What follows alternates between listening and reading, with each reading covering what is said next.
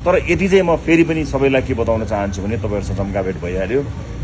नेताका रूपमा तपाईको घरमा पुग्न नसकुला, तर नीतिका रूपमा राष्ट्रसभाको नीति, वर्तमान सरकारको नीति तपाईको घरमा पुग्नेछ। त्यसले तपाईहरुलाई अन्ततोगत्ता सहजतामा लैजान्छ। जस्तो सुकुम्बासी बस्तीबाट जति पनि निस्किरहनु भएको छ, अधिकांश खुसी हुनुहुन्छ। अब हामी भूमिहीनहरूले चाहिँ जग्गा पाउने भयो भनेर खुसी हुनुहुन्छ। एउटा कुरा चाहिँ सरकारप्रति नागरिकको विश्वास भयो भने यस्तो वातावरण बन्छ।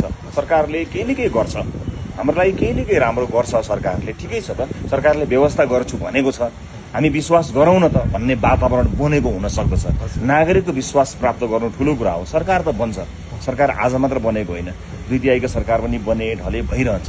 तर जनताको विश्वास भएको सरकार भयो भने नागरिकले पनि कोअपरेट गर्नुहुन्छ, नागरिक पनि सँगसँगै हामी पनि छौँ साथमा भन्नुहुन्छ। अलिकति दुःख त हुन्छ, किनभने परिवर्तनको यो संहारमा, यो ट्रान्जिसनमा चाहिँ कहीँ न कहीँ कतै न कतै अलिकति दुःख त सबैलाई हुन्छ। तर त्यसले दिने नतिजा, भोलिको पुस्ताले पाउने जुन एउटा नतिजा छ, हामीले त एउटा चुनावबाट अर्को चुनाव हेर्ने होइन नि, हामीले त एउटा पुस्ताबाट अर्को पुस्तामा जाने हो।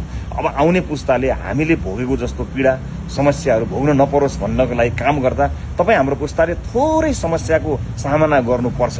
तर यसलाई नियमित प्रक्रिया हो भनेर मानिदियो भने भोलिका लागि, भविष्यका लागि राम्रो हुन्छ। जस्तो मेरो अर्को एउटा